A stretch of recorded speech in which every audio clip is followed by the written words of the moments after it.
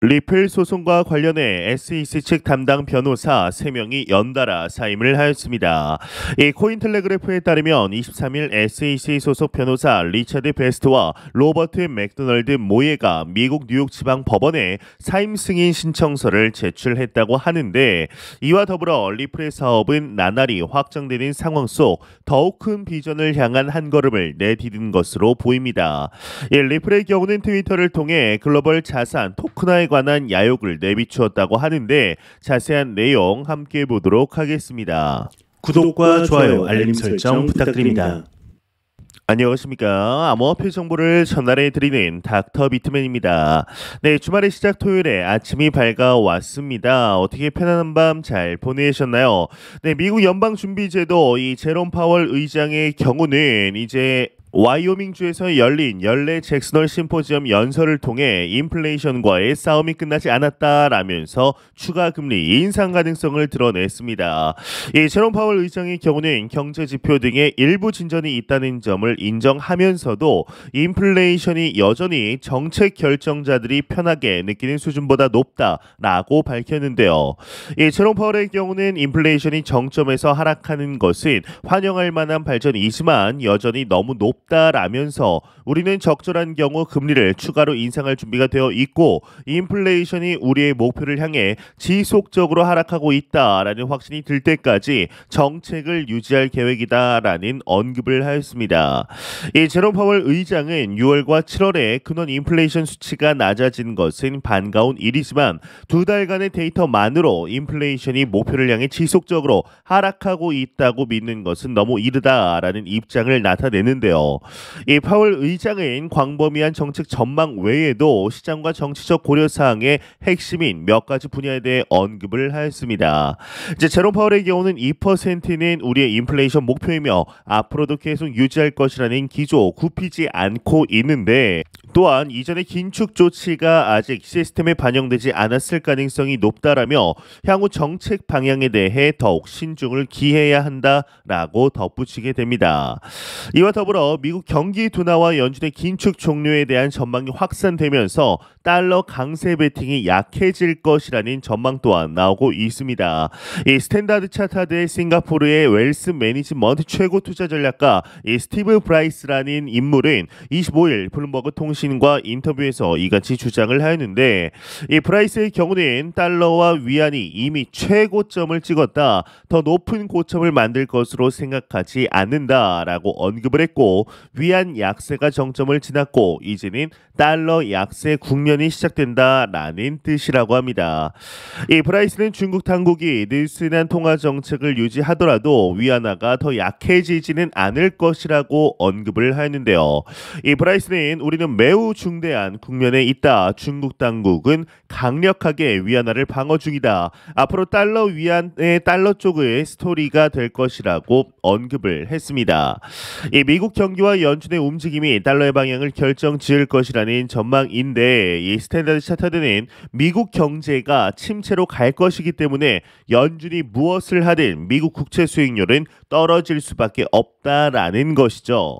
특히나 잭슨홀 연설을 앞두고 고객들에게 달러를 팔라 본인도 팔 것이다 라고 언급을 했었는데요. 이제 이런 상황 속의 크립토 마켓의 부대장 코인이죠. 이더리움에 관한 다소 낙관적인 전망이 나왔습니다.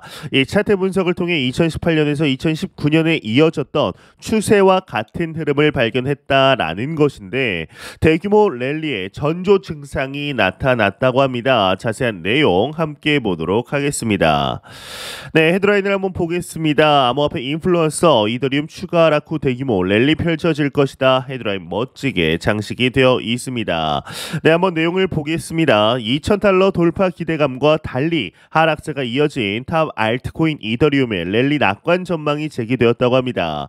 이 가상자산 전문 매체 유투데이는 ITC 크립토 창립자 겸 CEO이자 유명 암호화폐 애널리스트인 벤자민 코엔이 올해 이더리움의 시세 차트 흐름에서 2018년 여름과 2019년과 비슷한 듯한 추세를 확인했다라고 전했는데요. 이 코엔이 주목한 이더리움 가격 패턴은 일시적인 하락세 폭발 영향으로 상승 추세에서 더 높은 상승 흐름을 보인 것이라고 합니다. 코엔은 X에 많은 이들이 이더리움의 이번 가격 패턴은 과거와 다를 것이라고 말한다. 하지만 개인적으로 이번 패턴은 다르다라는 주장을 의심한다라며 과거 패턴을 언급하면서 올해도 같은 흐름이 반복될 것이라고 주장했다고 합니다. 이러한 패턴이 올해 여름 내내 유지된다면 이더리움은 약간의 하락세 이후 더 큰 폭으로 상승할 것으로 기대할 수 있다라고 하는데, 특히나 일부 세력의 경우는 이더리움 선물 상장지수 펀드 즉 ETF 승인 시 1,900달러까지 회복할 가능성이 있다라고 기대하고 있다고 합니다. 네, 이제 얼마 전 라이트코인의 반감기 완료와 리플의 판결에 대한 기대감, 이 현물 ETF 승인이라는 대형 호재와 내년 반감기 등 크립토 마켓의 불장에 대한 기대감이 시간이 흐르면서 지속적으로 높아지고 있습니다. 네, 과연 앞으로 어떻게 진행이 되게 될 것인지 그 누구도 알 수 없으나 이 부정적인 전망보다 낙관적인 시그널들이 압도적으로 많은 것이 사실인데요.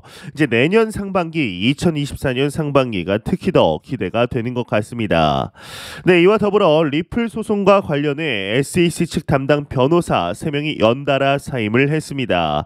이 코인텔레그래프에 따르면 SEC 소속 변호사 리차드 베스트와 로버트 맥도널드 모예가 미국 뉴욕 지방법원에 사임 승인 신청서를 제출한 것인데, 현재 리차드 베스트는 병가를 이유로 즉시 승인을 받은 상태이며 모예는 아날리사 토레스 판사의 결정을 기다리고 있는 상태입니다.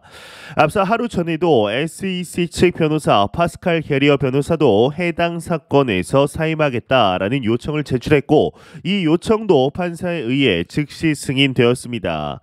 이에 대해 일각에서는 SEC 측을 떠나는 변호사들이 자신의 이름이 역사에 잘못된 면에 기록되는 것을 원하지 않기 때문이라고 주장하고 있는데, 이제 저명한 암호화폐 변호사 신 리플 변호사이죠. 존 디튼의 경우는 이러한 변화는 사건의 큰 계획에서 아무 의미도 없다라고 답변을 하였습니다. 현재 SEC와 리플은 내년 재판 일정을 조율 중인 것으로 알려졌죠. 이제 이와 더불어 리플의 사업은 나날이 확장되는 상황 속에 더욱 큰 비전을 향한 한 걸음을 리플사가 내디딘 것으로 보입니다. 이 리플의 경우는 트위터를 통해 글로벌 자산 토큰화에 관한 야욕을 내비추었다고 하는데, 자세한 내용 함께 보도록 하겠습니다.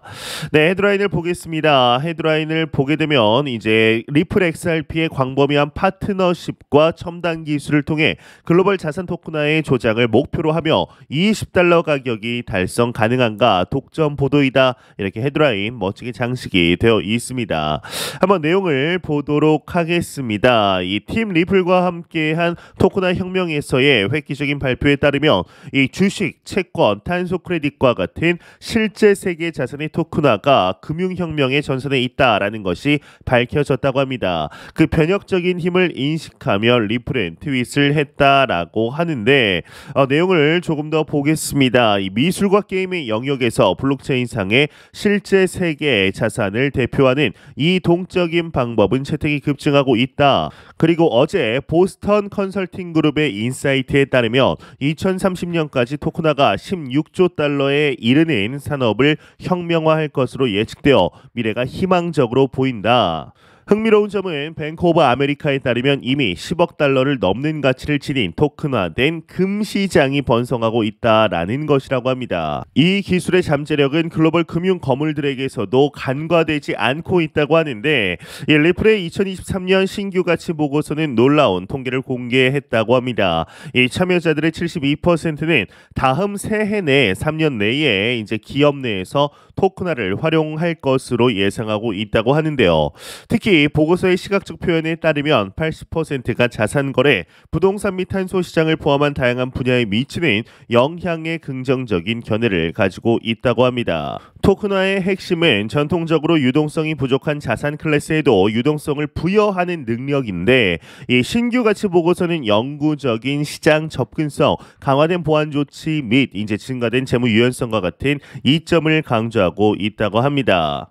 토크나 자산으로 미래를 개척하며 토크나가 실제 이제 잠재력을 발휘하려면 주식과 채권과 같은 전통적인 자산에도 적용이 되어야 하는데 대다수의 글로벌 중앙은행들이 중앙은행 디지털 화폐 CBDC를 구현하고 있다라는 사실은 토크나의 급증을 가속화시키는 요소가 될 수 있다. 리플의 유동성 제품 책임자인 브래드 체이스는 자산을 체인상에 가져오는 것은 단계일 뿐이다라고 말했다고 합니다. 이 외에는 그리 중요하지 않아서 이제 넘어가도록 하겠습니다.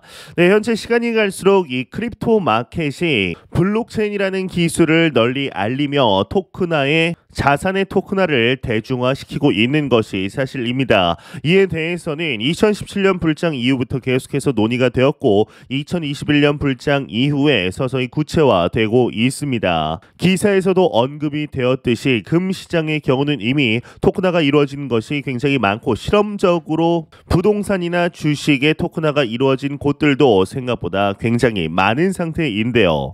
이러한 흐름들은 거스를 수 없는 시대의 변혁이라고 저는 확신하고 있습니다. 규제가 완벽하게 정해지지 않은 지금의 시기 속에 투자하고 있는 우리들은 너무나 좋은 시기가 아닐까라는 생각이 드는데 과연 앞으로 이 크립토 마켓이 어떻게 모습을 보여주게 될지 어떠한 모습을 보여주게 될 것인지 충분히 기대해 보아도 좋지 않을까라는 생각이 드네요. 네, 공포탐욕 지수 한번 보겠습니다. 전날 대비 2포인트 하락한 39포인트 기록하면서 여전히 공포 단계에 나타내고 있습니다. 이 지수 0이면 공포, 100이면 낙관을 의미하게 되죠. 네, 비트코인의 현재 가격에 대해서 과도한 하락이다라는 관점이 있는 것과 동시에 추가적인 하락이 얼마든지 가능하다라는 뷰도 있는 것이 사실입니다. 25,000달러를 지키지 못하면 20K까지 하락할 수 있다라는 뷰가 이 X 트위터를 보면 참 많습니다. 어떠한 뷰 관점이 되었든 분명한 것은 현재 비트코인 가격 하락이 납득할 만한 수준을 넘어선다라는 것인데 하지만 2023년 내내 비트코인이 보여준 모습은 급격한 상승 이후에 급격한 하락이었습니다. 이렇게까지 빠질 일인가 라고 생각할 때가 지나면 또 급등을 하였죠. 이 비트코인이 감기에 걸리면 알트코인은 독감에 걸린다라는 말이 생길 정도로 알트코인은 현재 상황이 더 안 좋습니다. 이렇게 모두 같이 빠지는 장에서는 결국 가장 신뢰받는 자산이 그나마 덜 빠지고 나머지는 걷잡을 수 없는 하락을 하게 됩니다. 2023년 페페코인은 밈코인들 중에 가장 성공한 코인으로 꼽혔는데 하지만 하룻밤 사이 여러 스캔들에 휩싸이며 폭락을 하게 됩니다. 이 밈코인의 특성상 충분한 수준의 합리적 가격 흐름이나 경영은 불가능하다는 것을 알지만 그래도 16조 개의 페페 토큰이 거래소로 보내져 매각되었다는 점은 석연치 않습니다. 만연한 사기야 코인 마켓에 워낙 있어 왔던 터라 특별하게 생각할 것은 없습니다. 워낙 그렇다 보니 당하면 또 당했나 보다 생각하고 넘어가는 정도이죠. 이렇게 장이 어려워지면 사기가 더 큰 기승을 부립니다. 특히나 신규로 시작하는 사기보다는 막바지에서 털어먹는 경우를 보기 쉽습니다. 이 조심해야 할 시기라고 생각을 하는데 투자자들의 돈을 노리는 사기들이 결국에는 터지게 됩니다. 오랜 경영 기간이나 투명성도 중요하지만 탈중앙화라는 이름으로 운영되는 이 생태계에서 일단 내 지갑을 떠난 코인은 누구도 담보해주지 않습니다. 스스로 분산해서 가지고 있는 것이 최선인데요. 돈을 더 많이 벌기 위해 혈안인 모든 사람들 속에서 우리는 코인에 투자하고 있습니다. 이 코인에 투자해서 돈을 벌 수 있는 방법은 생각보다 단순합니다. 우량한 코인을 쌀 때 매수해놓고 급등하면 매도를 하는 겁니다. 이 단기적인 비트코인 시세는 결국 노이즈에 불과합니다. 단기 비트코인 시세에 집중하는 태도는 한겨울에 왜 날씨가 춥냐라고 불평하는 것과 같습니다. 이 시간이 흘러서 봄이 와야만 날씨가 춥지 않습니다. 지금은 늦겨울 어딘가에 있습니다. 이 사이클상 불평을 하고 얼마 올랐나 내렸나를 지켜볼 때가 아니라는 말인데요. 이 돈을 많이 번 사람들 이야기를 들어보면 결국에는 남들이 잘 안 하는 짓을 많이 시도해봤다라는 차이점이 없습니다.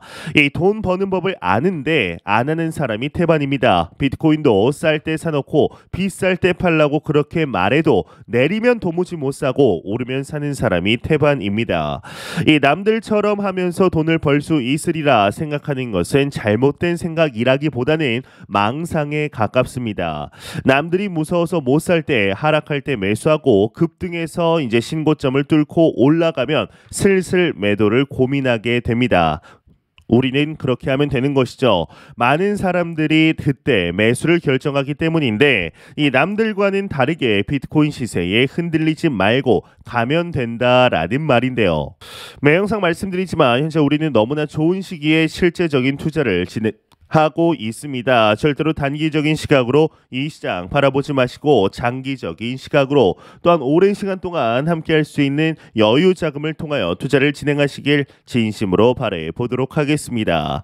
네, 제가 준비한 소식은 여기까지입니다. 영상이 도움이 되셨다면 구독과 좋아요 그리고 광고 한 편만 처음부터 끝까지 시청 부탁드립니다. 이 채널은 오직 광고 수익으로 운영이 되게 됩니다.